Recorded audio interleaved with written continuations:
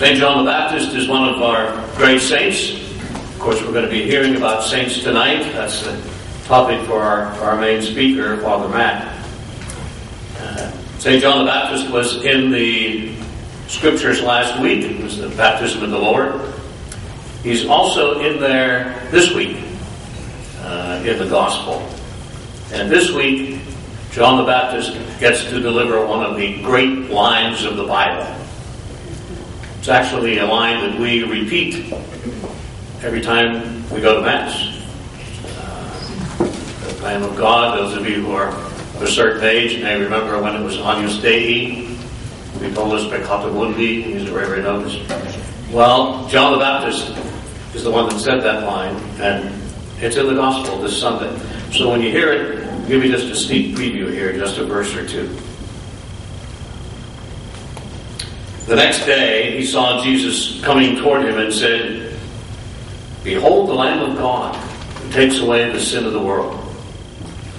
He is the one of whom I said, a man is coming after me who ranks ahead of me because he existed before me. I did not know him, but the reason why I came baptizing with water was that he might be able to be known to Israel."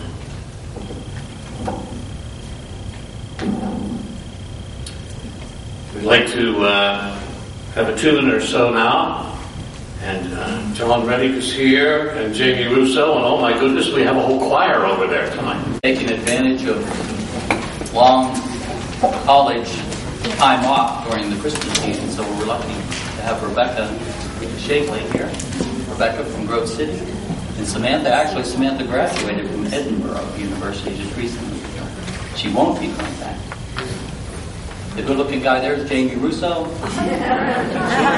Jordy Hamilton is with us. And, of course, Miriam Shakley is here with me as well.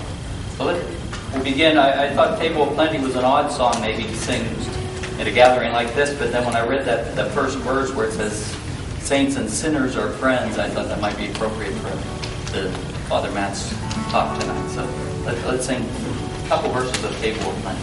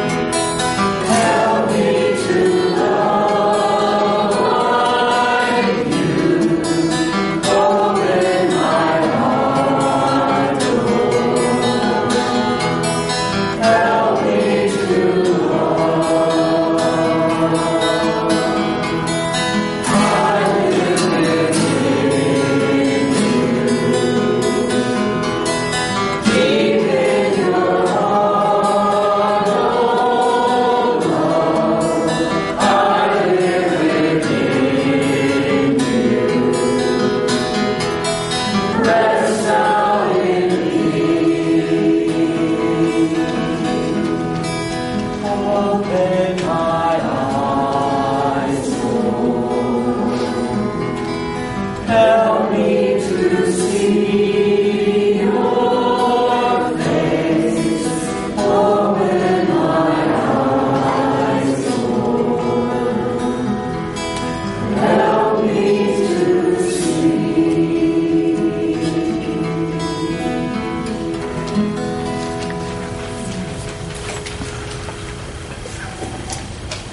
Thank you, John, Jamie, Jordy, everybody. Thanks. Very beautiful. Very nice. We welcome all. As a matter of fact, part of our program each month is to have a short talk from a person who, in fact, has gone through RCIA, because that serves as a witness talk for our candidates who are preparing for full communion. And we're very pleased to have with us tonight to speak to that Dan Vernon. Dan is business manager and a parishioner at St. Gwendolyn. Dan Vernon.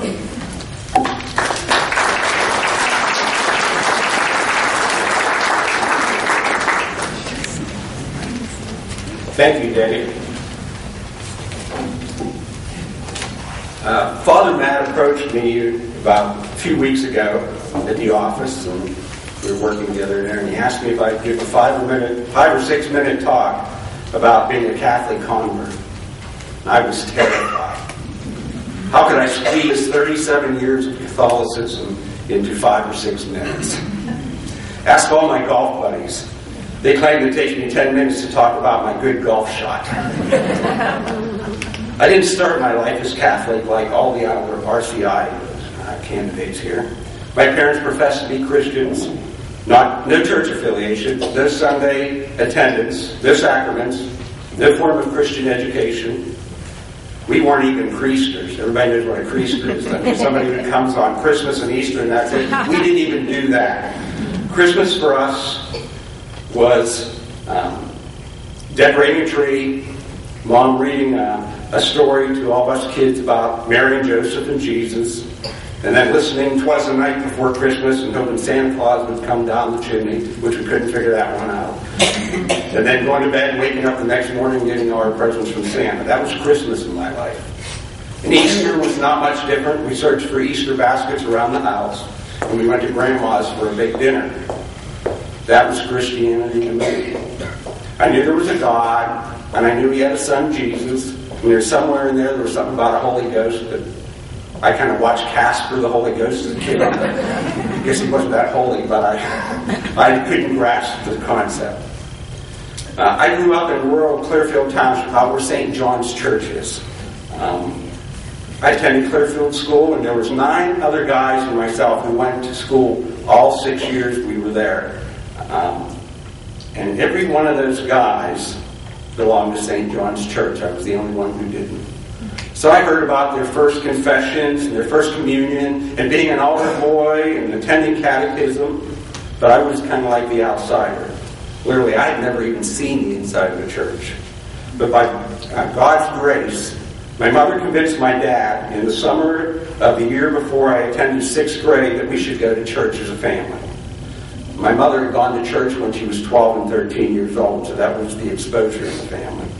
On a Tuesday evening in October, when I was 11 years old, I was baptized, kneeling beside my 5 younger brothers and sisters. My baby sister was 2 months old at the time, and my dad right beside us down at Cabot United Methodist Church.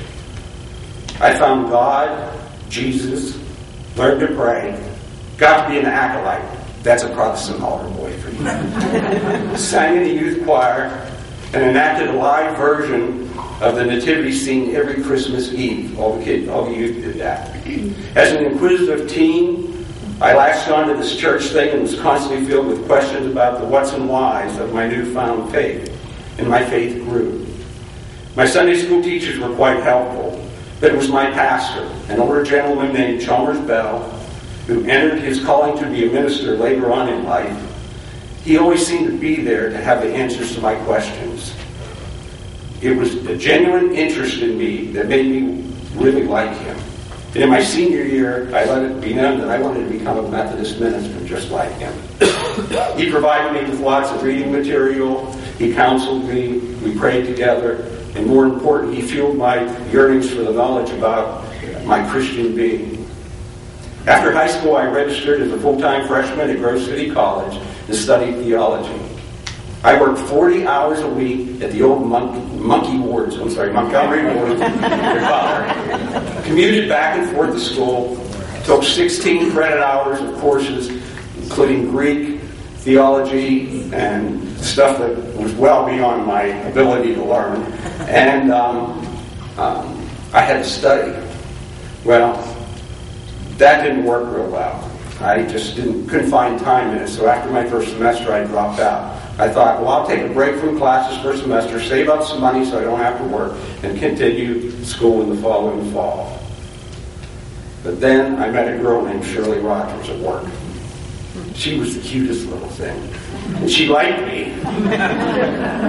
But she was Catholic. Now, I got to throw this in here. I listened today. Dave told me today that these were recorded on St. Paul's thing, so I went along and listened to all the other speeches to see if mine was fitting in. Everybody talked about meeting their Catholic girls. That didn't go down well with my parents, though. They expected me to go back to school and continue my studies, and they saw this as a stumbling block. I took her to her senior prom. I fell in love, dated her for a few months, and then asked her to marry me. And she said yes. Surprisingly. She was quiet. She didn't talk much about her faith, but she went to church every Sunday, prayed quietly, and somehow I could sense a strong faith of this quiet girl. We started attending both my church and her church every week, and I was exposed to Catholicism in a different way than watching my childhood buddies do their thing. I want to step back here a little bit and insert a comment here. And Charlie, you probably will agree with me. Charlie and I kind of went to the same area together. We got Chalmers Bell together. Growing up, my perception of Catholic was not a very good one. We Protestants had some prejudice in us. Some of the things that they did in church were so far from what I believed that it was hard to imagine that we were all considered Christians in the same basic faith. But anyway, so I had to interject that so you understand the rest of this story. Shirley and I set a wedding date and met with the priest. The priest at St. Wendland's was leaving. But a guy named Father Rock Rabel, who was a Capuchin scholar who taught at St. Fidelis Seminary in Herman, would be taking over the duties of St. Wendland's Church 11 days before we were married there. He was kind and compassionate and understanding and a great sense of humor. Mixed marriage, no problem, he chuckled. That sure caught me off guard. For our wedding, Father Rock invited my pastor, Chalmers Bell, to participate in our marriage ceremony. They both stood at a common altar on St. Wendland's Church. Pastor Bell read the Bible from 1 Corinthians about love. Father Rock read the Beatitudes from St. Matthew. And both of them recited blessings on us at this wonderful ceremony. Wow. Perceptions are changing again. Throughout our dating and the first years of our marriage, I would ask my wife questions about her faith. Lots of questions. I remember one Sunday afternoon when we went to an early Mass at St. Wendland's, and then we went down to Cabot's 11 o'clock service, and then on the ride home, I'd asked her a couple things about her faith. And she gave me that look, and you guys know what that look is. She just gave it to me, and I knew that something was coming up, and she said, "You need to go talk to the priest about this stuff. I can't handle this anymore." So I did. Father Rock suggested that we meet on Wednesday nights so that I could get some answers. This is right before the time. Actually, RCIA programs didn't start until a few years after that. Vatican II had already started it, but there was translations, things were going to happen, and I guess a year or two after that they started it. So anyways, on Wednesday night, our session started. Protestant versus Catholic. Why is the authority of the church not based on Scripture alone? Why is the Pope infallible? How come Catholics believe that Christ is physically present in the Eucharist? Why do you pray to saints and worship statues? Why do I have to confess my sins to a priest and not directly to God? Why do you repeat all those memorized prayers over and over? I'm sure I was quite a handful. But Father Rock treated me with patience and respect and understanding. He started with the common grounds of Jesus as the Son of God, the Bible, the Trinity, immortality in heaven, and faith. We tore apart each difference that I had and looked at them from all sides, and then put them back together in a new perspective. After quite a few weeks and long evenings, this was supposed to be 3 weeks and it went on 11 or 12, he asked me if I thought about becoming part of the original church, the Catholic Church. You know, the one where the original disciples and all the followers of Christ actually were members of. Wow. Got me again. Hadn't thought about it that way. A few months later, we scheduled my first sacrament on becoming Catholic, confession. Protestants have issues with confession. But I decided to take a look at it in a new light. I spent weeks preparing for the event, and one Wednesday evening, my father-in-law, who was a very faithful man, drove me over to the church and knelt in the pew praying for me, while Father Rock and I sat face to face for a good hour while I had written my original written act of contrition. We discussed my shortcomings and sins over the past 21 years and opened my heart to God, prayed, and asked for God's forgiveness. As we finished, Father Rock, knowing that I was not sold on repeated memorized prayers, gave me a penance that I wasn't expecting. He said, "Daniel, from today on, be a Christian witness by example in your life to everyone you meet." And then when we're done, I walked out of the church. My father-in-law is looking at me like, "Get over here. You got a lot of work to do for 21 years." Well, I had a lot of work to do. Another while. Up to this point, I realized Christianity in my life was all about me, people caring about me. My mother, my pastor, my lovely wife, my father-in-law, my priest, all instructing me in faith in their own way. Now I made a contract with God to be a witness for Him. This wasn't going to be an easy obligation. From then on, I gradually started to give my time and talents to the church and the community. I became a lector, a Eucharistic minister, chaired the finance council, helped St. John's do a capital campaign to replace their tire, helped in the church office, and recently volunteered when we moved to St. Wendland's a year ago to be the business manager there for Father Matt. And outside the church, I volunteered with over a dozen community organizations over the years who were improving the well-being of our community. And all this was just to fulfill this one little contract on this one evening, Wednesday evening. But the most profound experience I've had so far in my Christian time as a Catholic was teaching 6th grade catechism. On the first day of class, I asked the students, and I had 25 students, to write in 25 words or less, "Why am I Catholic?" Now these are 11-year-olds, and they came up with some pretty impressive responses. After our first day together, we came to the conclusion that it was because their parents' choice to have them baptized and sent them to catechism is why they were Catholic. But at the end of that year, we would make sure that they were Catholic by their own choice. Witnessing to them was more rewarding than anything I could have ever imagined. Like my 6th grade students, being a Christian was not my decision. My parents made that decision for me when I was 11. I was baptized, we went to church, I went to Sunday school. Being Catholic is a choice that I had to make. Conversion to Catholicism. Thank God for those in my life who were witnesses of their faith and helped me in their own different individual ways to become the Catholic I am today. Not one of them had to stand out, and this is a real appropriate day. I have this written in here. Not one of them had to stand out in the street corner of Center and Ziegler and proclaim the coming of Jesus just like John the Baptist might do if he was here today. Not one of them said, "Dan, you need to become Catholic." In their own quiet way, they all proclaimed their faith through example. Each of us has that ability and responsibility. We all need to accept Father Rock's challenge as our own. From today on, be a Christian witness by example in your life to everyone you meet.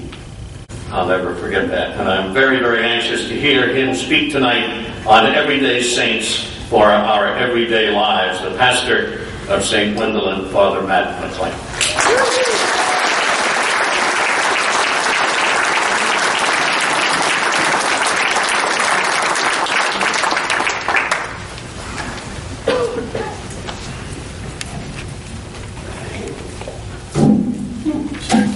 All right. Hi, everyone. Hi. Good to see you.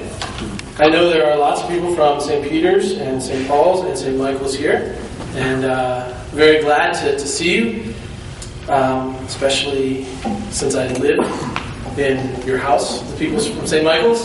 It's a beautiful place to live with a bunch of great guys, so I'm really happy to see so many of you. There are a lot of other people here, too, from other parishes, I know, specifically St. Gwendolyn's, because I told them that Father Bober had the biggest crowd here for his talk, and I said, we have to beat him. So thank you for listening to me, my dear parishioners, who are wonderful and great. There's also a nice contingent from Slippery Rock here. I was former pastor at St. Peter's in Slippery Rock, so great to see you guys here. A happy memory, and so wonderful to just be here tonight, and I thank Dave and Dave's nephew Sean and I are super good friends, and just got to know the whole family through our friendship, and it was a great thing for me. It's a super family. I'm really happy to know them. I want to thank Dan Vernon too for his great talk tonight. And Dan is a guy who's helped me out a whole lot. One of the things about about me is that a lot of the pastoral things can be challenging for me. I'm not the smartest guy in the world. I'm not the most organized guy in the world. And I got to a point in my life where at St. Gwendolyn's where I was thinking I really need some help, someone to come and give us give me a little support, a little structure. And we had just brought in a new secretary who was outstanding, and Dan just happened to come in and say, hey, I feel really called to help you in some way. And he told me his background, and I just smiled. I said, Danny, I got a job for you. And so Dan has been helping me, and I really, really appreciate that. So it's funny when you I forgot to start my clock. All right, it's funny when you do a talk like this. I was as Father Kevin likes to tell me, a replacement speaker. But there was someone else scheduled. But Father Kevin and I go way back from the days when I was a brand new, fresh young priest, and he was a guy discerning what he was going to do in his life when we met, and spent a lot of time talking. But he said, "What do you want to talk about?" And I said, "I don't know." And then we started talking about different things, and I came up with the title of the talk before I came up with the talk. Okay, so Everyday Saints for Everyday Lives sounds like a great title, right? All right, let's do it. So it's usually not the best thing to do. It's usually best to figure out what you're going to say, and then come from that and say, well, now what is the title? But I went the other way. I think today the title could also be this: orange juice, bubblegum, dish towels, a drying rack, an iron, flowers, curtain rods, and sandwiches. So maybe we'll make that the subtitle. Okay? Everyday Saints for Everyday Lives. Orange juice, gum, dish towels, drying racks, irons, flowers, curtain rods, and sandwiches. So when Pope John Paul died, there was a rumble in the crowd. There were so many. It was so beautiful. All those people standing, in the St. Peter's Square, and there was a rumble in the crowd. The people started cheering, and they started cheering "Santo Subito," right? He's a saint already. He's a saint already. Santo Subito. It was a beautiful moment, and I think every one of us, as Catholics, knowing the Holy Father, Pope John Paul, who's such an important influence on my life, would say, yeah, Absolutely. Saint already. And we have maybe a sense of, well, you can't do that, though. You can't do that. And it's true, you can't really just do that. But in the early church, that's certainly how saints were made. And so the first question I have for us today is, what is a saint? Now, we know that a saint is someone now who goes through this canonical process, right? Who they are found to be to have heroic virtues. They are found to be really good Catholics, really good Christians. And then they go through steps. They become beatified. They become a servant of God. Then they become beatified. And then with a certain amount of miracles, they're saints. So that's a saint. End of talk. Right? No. In the early days of the church, saints were just like this, just like Pope John Paul, who said, saints were acclaimed. The holiness of their life was an inspiration to people, and people were so moved to the point where they would just say, well, this guy is a saint, this woman is a saint. Look what the impact that they've had in our lives. And the fact of the matter is that so many of the saints that we pray to, the big ones, right? Right? The big ones, St. Michael, St. Peter, St. Paul. I don't know about St. Michael. All right? But those guys, right? The big guys, St. Michael, St. Peter, St. Paul. Those are acclaimed saints. Those are saints that everybody just said, well, they're saints. Come on. Look what they did. Look who they knew. Look how close they were. Look at these guys. Right? Acclaimed saint. St. Mary Magdalene, an acclaimed saint. There wasn't a canonical process for them. So sometimes I think we can get bogged down in that idea of what a saint is. Well, this and that, and canonical processes. The Holy Father, Pope Francis, he's kind of looking at it and saying, hey, canonical process, it's good, but this guy's a saint. With some of the newer guys, which is a pretty neat thing, I think. Because the question that I want to ask you today is, can you be a saint? Can you be a saint? And maybe you might look at it and think, well, I don't know. Hopefully I can live the virtues well enough. I don't know if I can live them heroically, though. No. But to be, a servant of God, to be beatified, I don't really know the right people, and the canonical process. How many miracles can I do? I'm not sure. I pulled off that dinner on Christmas, but I don't know if that's a miracle. But that's not the question. The question is, can you go through the canonical process to have the church recognize you as a saint? Can you be a saint? Can you be a saint? So, one of the descriptions of a saint is someone who is someone. Here's a definition. Okay, a person formally recognized or canonized in the church after death, who may be the object of veneration and prayers for intercession. Good. We know that one. Good. A person who is admired and venerated because of their virtue. Excellent. Okay. So these virtues that we talk about, heroic virtues, right? Heroic is an interesting word. Because heroic is actually a word that I think St. Augustine was the first one to use it regarding Christians. And it's a Greek word that goes back to a great warrior. Great warrior who was so great that he was thought of as above any other human person. Better than anyone else. Above reproach. And so in some ways I think when we talk about things like heroic virtues, living out of the virtues of justice, of temperance, fortitude, prudence, we talk of living out those in a heroic way, we can again get distracted. To kind of move ourselves to a point where we think, I don't know if I can do that.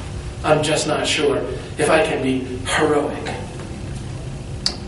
Above everyone else. Better than anyone else. So, let me ask you a question. We're going to have a little what's it called? Interaction here. Who are your favorite saints? Alright, I'll say them into the microphone so people can hear. Somebody tell me your favorite saint. Where's St. Wentworth's people? I'll force you. Oh, you can do it anyhow. You had your hand. Go ahead. St. Lucy. St. Lucy. And why is St. Lucy one of your favorite saints? Because she's for visually impaired people. Yeah. That's excellent. You know anything about her life? Not a whole lot. Not a whole lot. She was a martyr. Off guard right now. That's okay, I did. I caught you off guard, right? She gave her life for the faith, too. We know that, too, all right? St. Lucy, because she's a patron of people with some vision impairment, right? Who else has a favorite saint? Go ahead. St. Maximilian Kolbe. St. Maximilian Kolbe, Yeah. great saint. All right. So what did he do? Well, he was in a concentration camp, Auschwitz, Yeah. and they picked 10 men that they were going to execute. And he was a priest. And this one man that they were going to execute had a family. And Maximilian took his place. He said, "No, take me, because I have no family." Right. And he was executed. He was the last one to die. Right. And he's one of my, not biblical, but he's one of my saint heroes. He's a saint hero. He is. Okay. Yeah. And I think it's so beautiful about St. Maximilian Kolbe that, yes, he's a saint hero, Yeah. but what did he do? He didn't make himself He gave above his everyone life. else. He gave his life for a person. That's for exactly another right. person. He made himself one of the other guys. Yeah. Isn't that beautiful? Yeah. St. Maximilian Kolbe, great saint, great martyr. Who else has a favorite? Go ahead. Oh, Mother Teresa. Mother Teresa. Yeah. She's not a saint yet, officially. In my book, she is. Santo Subito, right? She's already a saint. She is, I agree with you. So tell me about Mother Teresa. What do you think about her? She fought the poor, and Yeah. she would take care of the people. The way she would fondle these lepers, Yeah. these little babies that were dying, and it was just, you just Yeah. want to be like her. Yeah, exactly. She touched people, didn't she? Yes, She touched people who other people wouldn't touch. yes. Right? How beautiful that is. How beautiful that is. Okay, finally. St. Thomas Aquinas. Hey, Thomas Aquinas, and why? Well, when I was in Catholic grade school, the nuns made us pick a patron saint. And, I chose him because he was a famous scholar. He was, that's exactly right. And yet, when St. Thomas Aquinas, when he had his beatific vision, when he saw the greatness of God, he said, everything I've done is straw compared to that. Isn't that beautiful? I like St. Thomas Aquinas because he was fat.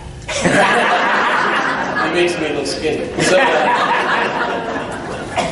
good. Anybody else have a favorite saint they want to mention? Go ahead.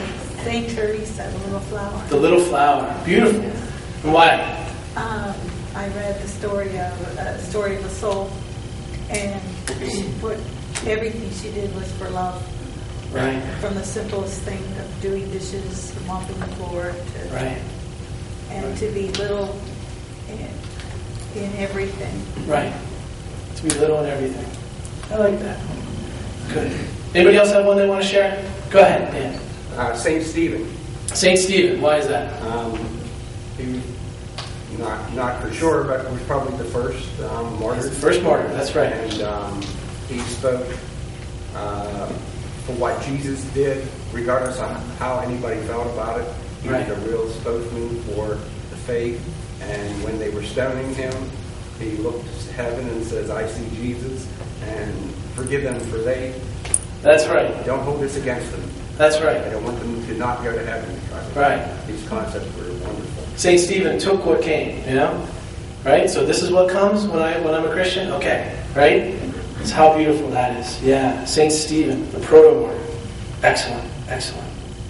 So for me, when I was researching this, I think the hard thing about it is to have the understanding of heroic virtue. And then to look at so many of these saints, so many of these beautiful saints that we have, that we feel a great attraction to, you know, whose lives were all about making themselves not higher than everybody else. Now, and I know that's not what the church is saying with heroic virtue, but to say not higher than everyone else, but on level or even lower than everybody else. How beautiful that is. You know, one of my most favorite things, I had the kids today, the middle school religion classes today, because our religion teacher is with her daughter, who's very sick. And so I got to be with those kids today, and we talked about, they took a test that I didn't, I had nothing to do with it. I just handed the test to them, and then we went over it. And it was really interesting talking about, natural law, and I was questioning him on that, the difference between natural law and the Ten Commandments and all these different things. So often we look at, what does God give us? And I was talking to our middle school CCD on the weekend. I said, what does God give us as the boundary? What's the boundary that God sets for us? It was really a neat discussion, because the discussion was about a study that I saw, right? A study that I saw that said, if you put a group of kindergartners out in the middle of a huge field and say, play anywhere you want, that the kindergartners will kind of group together and they really won't go and spread out very far. They kind of stick to a small part of the field. But if you maybe cut off 3/4 of that and put a fence around it, right? Just put a fence around the 1/4 and say, okay, play inside the fence. But they'll play in much more of the field than they had without that fence. But that's kind of just like what happens. It was a neat study. And I thought it was really cool, because that's what I talked about with the middle schoolers about what God's law is. Like what it is. It's there. It's to be this boundary. But it's not a boundary to keep us down. It's a boundary so that we will thrive. I think so beautifully what Jesus does in the New Testament when he takes the Ten Commandments, right? And something that we call, when you study the Scripture, and this is going to make me sound smart, smarter than I am, there's something called the McClain antitheses, where Jesus, he says something, he's talking about the commandments to people. And really, in a lot of ways, what he's saying to the people is, here's how to be saints. But he's putting in kind of new twists on things. Here's how to be saints with the McClain antitheses. And I want you to just think about them a little bit with me. I think I'm going to call to mind 4 of them. And just think about what Jesus is saying when he's saying this. He says, you've heard it said, you shall not kill. But I say to you, that's the antithesis. But I say to you, don't even get angry. You have heard it say, you shall not commit adultery. But I say to you, do not look lustfully on another person. You have heard it you've heard it said, let's stop with those 2, because I can't remember the other ones that I had in my head right now. But those 2 right there, okay? You've heard that it was said, you shall not kill. But I say to you, don't even get angry. You've heard it said, do not commit adultery. But I say to you, do not even look lustfully. In some ways, we could look at that and say, oh, here's the heroic stuff. He's calling us to more. Those 10 commandments that everybody's followed for millennia. And he's calling us to more. To be a Christian means to do more. But if you look at the McClain antitheses, especially those 2 that I brought up, I think what you're going to see is that Jesus is actually calling us and saying to us, if you want to be a saint,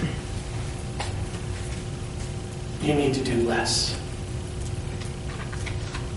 You need to be smaller. You need to be littler. In order to be heroic, you've got to be the least. Think about what he says there. He says, you have heard it said, you shall not kill, but I say to you, don't even get angry. Okay? So what Jesus is saying to us here is, hey, when you start feeling that first tinge of anger, instead of holding on to that, I'm so angry at them, right? And then let it sit inside you,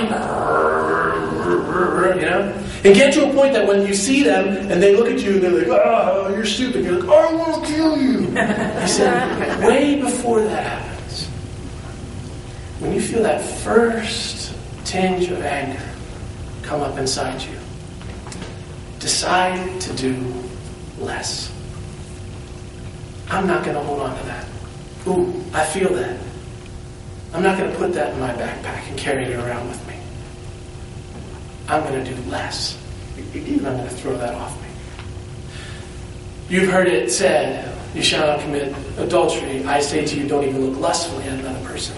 Wow, what a huge challenge. He's calling us to so much more. No, he's saying when you see a woman, or women, if you see a man that you feel attracted to, right?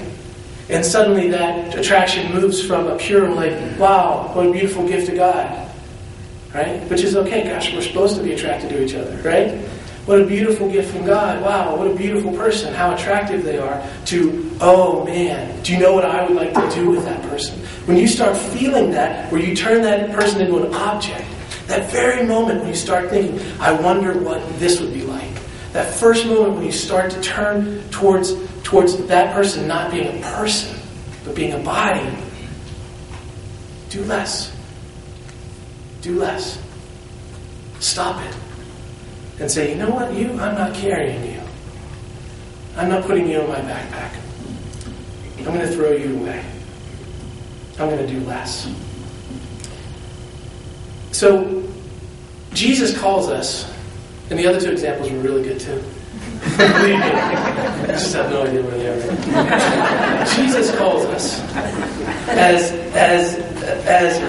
his followers, as his saints, as his people, right? To do less. I want to tell you about a few of my favorite saints. And this is why the talk is entitled, subtitle, Orange Juice, Bubblegum, dish towels, drying racks, irons, flowers, curtain rods, sandwiches. Okay. Some of my favorite saints. One of my favorite saints, and to be honest with you, this is a fairly new saint to me. But she has the coolest name. Coolest name in the world, I think. Saint Isadora the Simple. Is that a cool name? Has anybody here ever heard of Saint Isadora the Simple? Anybody? Sister? Have you? Sister? Sister? Where's it? We got two sisters here tonight, right? Alright? So 3 sisters here tonight. Isadora the Simple? No? Okay. If they don't know it, nobody knows it. Alright? Saint Isadora the Simple. Saint Isadora the Simple was a nun. She lived in a monastic community. And she was not very well liked by the other sisters. They thought she was stupid. They thought she was dumb. They put her in the kitchen and just said, you got to clean up. Right? You don't have anything to add to this community. In fact, they wouldn't even give her a veil. They gave her a dish rag. And when she asked for a veil, they said, wear your dish rag.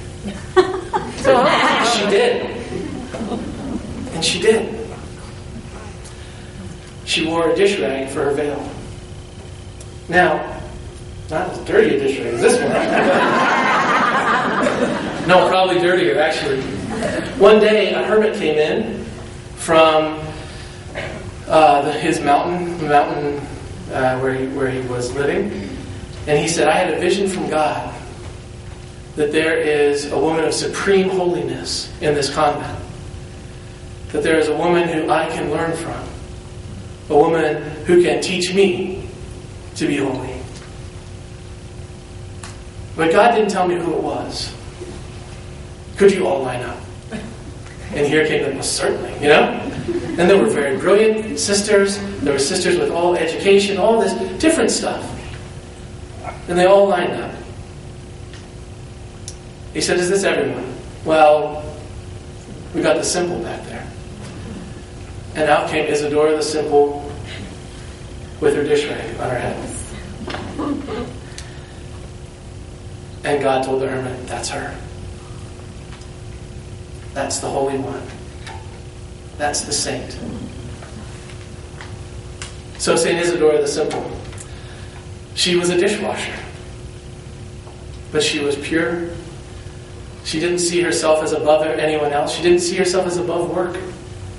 She saw herself as just a servant of God who would do what she was called to do.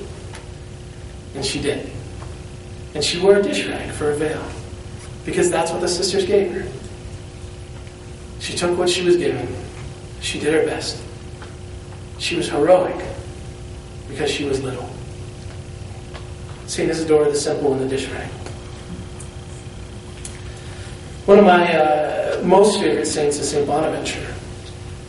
And that's because St. Bonaventure was, I was assigned to St. Bonaventure's parish for a number of years. And it's a wonderful place. I've loved every parish I've ever been to. And that's one of my most favorite places, along with St. Peter's and St. Gwendolyn's. No, true, really true, it is. But St. Bonaventure is a great scholar. And I think if you study anything, you know that St. Bonaventure is a great scholar. St. Bonaventure is one of the doctors of the church. St. Bonaventure was, I think one of the most beautiful things St. Bonaventure did, and this is part of his hagiography, it's called, the Holy Stories of him, is that one day,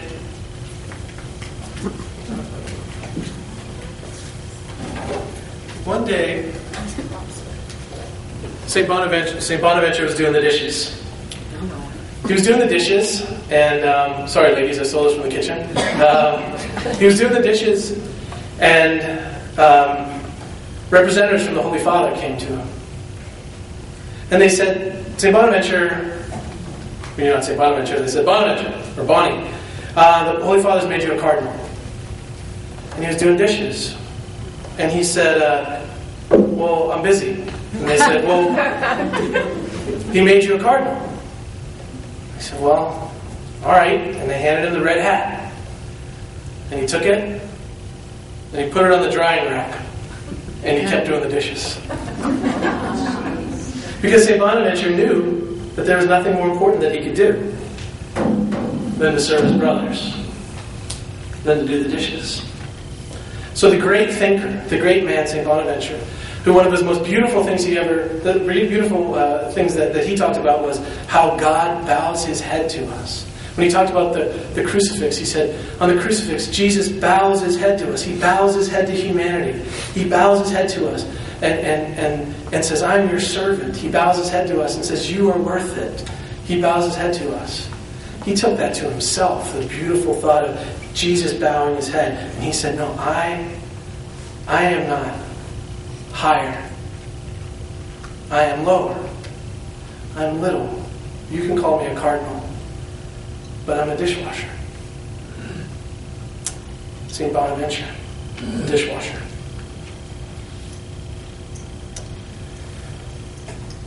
One of my other favorite persons is also, like Mother Teresa, not a saint yet. She is a servant of God, Catherine Doherty. And if any of you, if you've never heard of Catherine Doherty, she's also called the Baroness de Hoyk.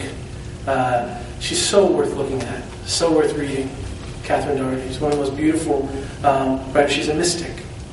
Now, Catherine Doherty was a Russian princess, and when all the things happened, whenever she fled, right, she ended up marrying a Canadian guy named Eddie Doherty, and they were married. But she wrote often of Russia and of her love for the spirituality of Russia. She wrote so beautifully about her most famous book is called Pustinia, and she talks about going away with God. She talks about adoring the Lord in the Eucharist, and she talks about going and seeing going to the Eucharist, like running to a clear pond and looking down and seeing your reflection, and then as you watch your reflection, you realize it's not your face but the face of Jesus. So beautiful, this mystic. But she wrote probably the most beautiful thing she ever, to me, the most beautiful thing she ever wrote. I mean, imagine that beautiful image of adoring the Lord and seeing your own face and seeing His face. But the most beautiful thing she ever wrote was called a meditation on doing laundry. Meditation on doing laundry. Now, all the women here, and I shouldn't say that, the men too who do laundry, right? You're looking at me like, "Mister, what are you talking about? Doing laundry is not holy, it's not romantic, it's none of that stuff." When I was a little kid, I'm the youngest of 9 kids. I know the snow looked deeper when we were little and all that stuff, but I swear, the table in my mom's basement had laundry to the ceiling. It did. 9 kids, right? You could always tell who the kids from big families were on a football field because their socks didn't match. My mom said, "I can only do so much. I cannot match socks." 9 kids, right? And we never cared. We liked it that way. But anyhow, meditation on doing laundry. It's the most beautiful thing she ever wrote. I really believe it. And her meditation on doing laundry goes like this. She says, if I'm doing laundry for one who I love, if I'm doing laundry for them and I press it and iron it with great care, if I fold it beautifully, if I use the right detergent, if I do all of this out of great love for the other, then there is nothing holier I can do than to do laundry.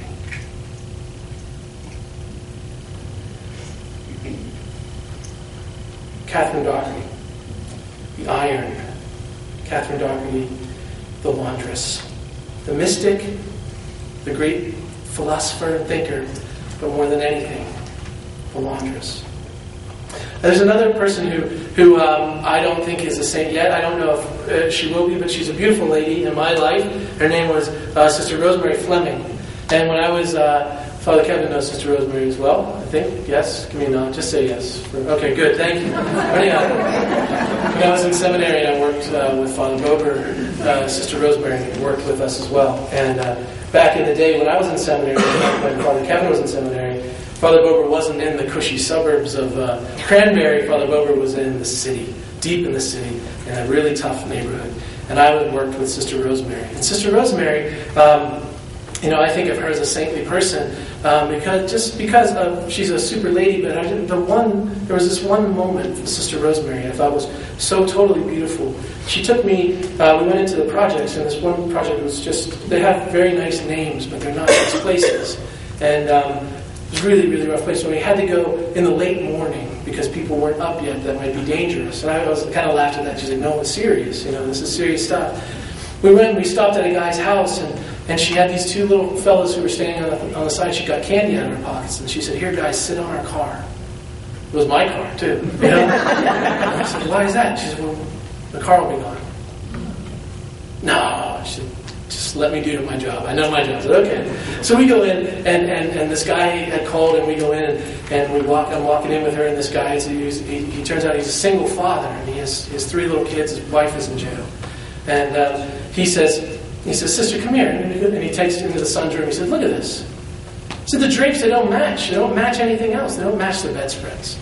And I remember thinking, "Oh, come on, man. Jeez. We're giving you drapes.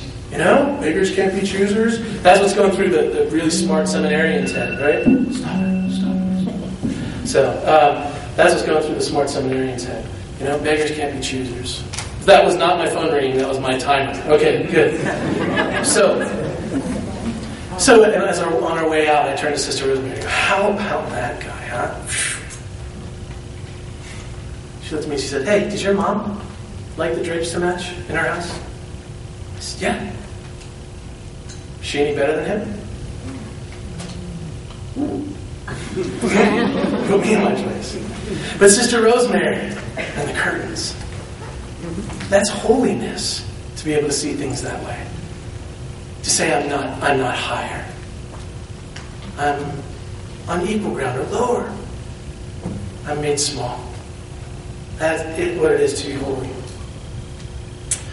Saint Martha, one of my most favorite people, and I know I've said that about every single one of them, but really Saint Martha is one of my most favorite people. Saint Martha is often misunderstood because Martha and Mary, right? There's Martha and Mary, and Mary sits at the feet of Jesus. "Oh, Jesus, talk to me, you're so lovely," right? And Martha's running around, right? Like Father Harry, right? Martha's running around. I got things to do, people to see, I got to do stuff. I'm doing dishes, I'm doing all this stuff, right? He's definitely a Martha, okay? All right. And we look at Martha and say, "Oh, Martha, Martha, Martha," right?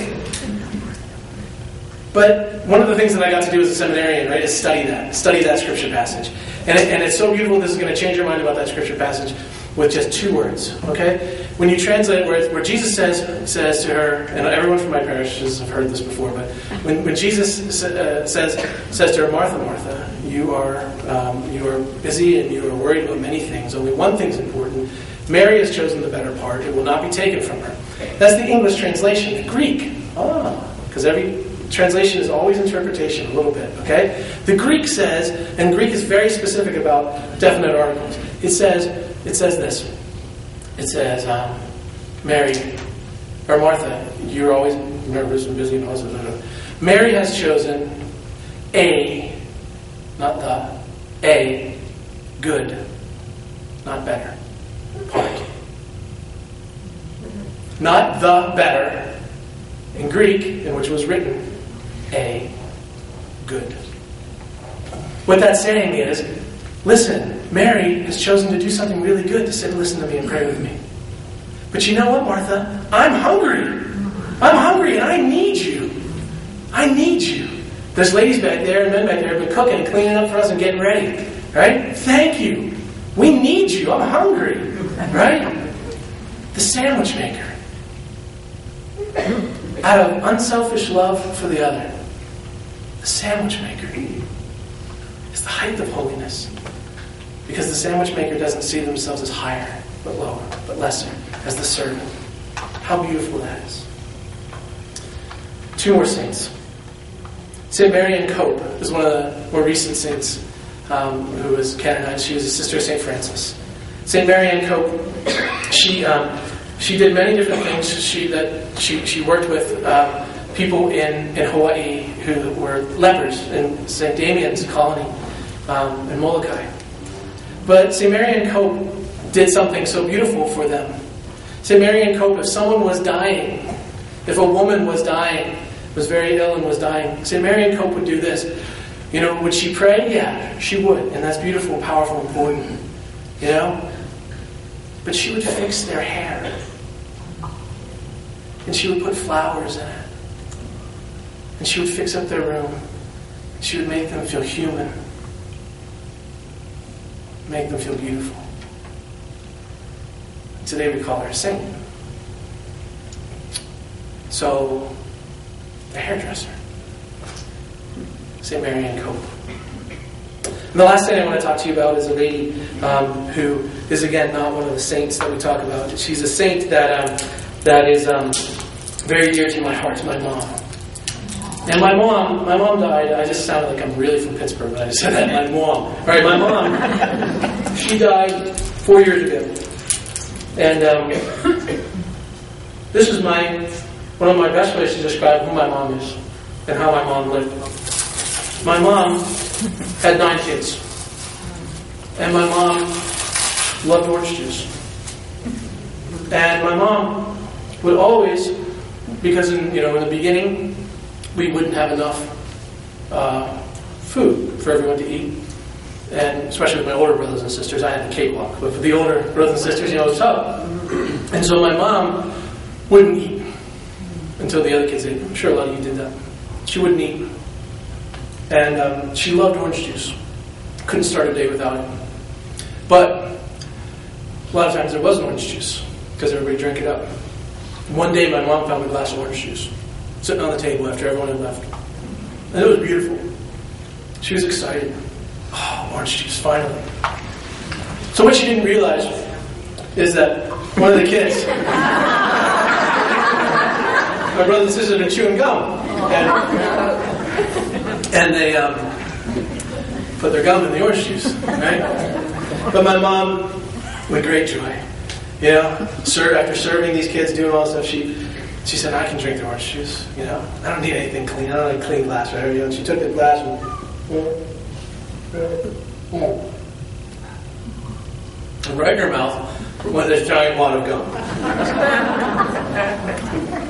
For me, that's one of the best descriptions of how my mom lived her life. And my mom lived her life just in complete sacrifice for her kids. She was a smart lady. She was a bright lady. She said, this is good. I'm going to be a mom. I'm going to be a cook. I'm going to be a laundress. I'm going to be a house cleaner. I'm going to be a lover of my husband. My mom chose to do what maybe the eyes of the world would say, isn't heroic. That's kind of simple. She took on this huge task of being the mother and running a house with 9 kids and a husband who worked a lot. But never did my mom think, this isn't good enough for me. Never did my mom think, this isn't holy enough for me. My mom saw it and saw in the littleness, in the simpleness, holiness of living a good life.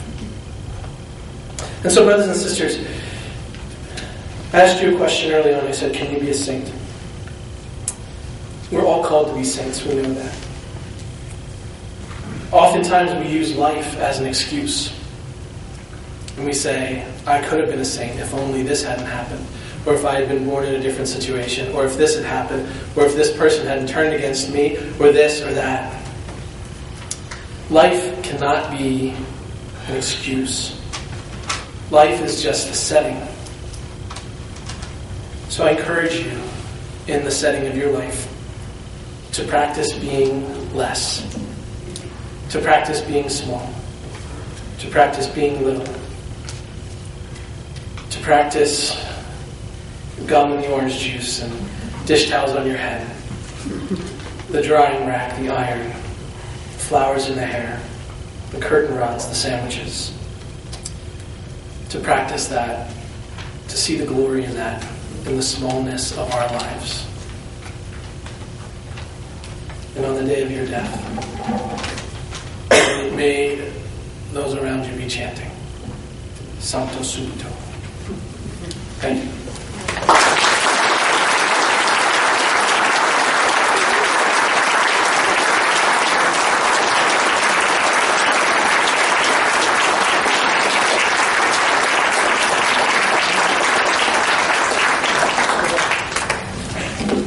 More. Less.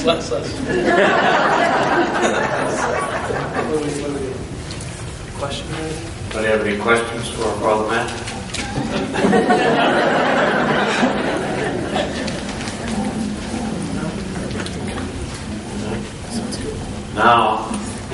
Now you know why I smiled when I saw that he was going to speak.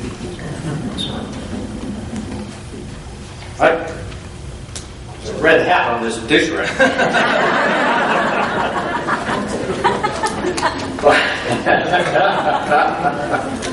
Father Matt McClain. While our musicians are getting ready to wrap up here, I just want to remind you that we're doing this again next month. The date will be February 12th. And our speaker will be Father Kevin Fazio. He's going to be talking about the sacrament of reconciliation. Why do we have to confess to a priest? February 12th. If you thought tonight was beneficial, please spread the word among your friends and neighbors. Bring somebody with you next time. We'd love to see you. And don't forget, there's coffee and stuff back there, cookies, and the orange juice. I don't know. So please stop back and enjoy after we finish. We will wrap up as we always do with a closing song from our musicians. Thank you for coming and safe home.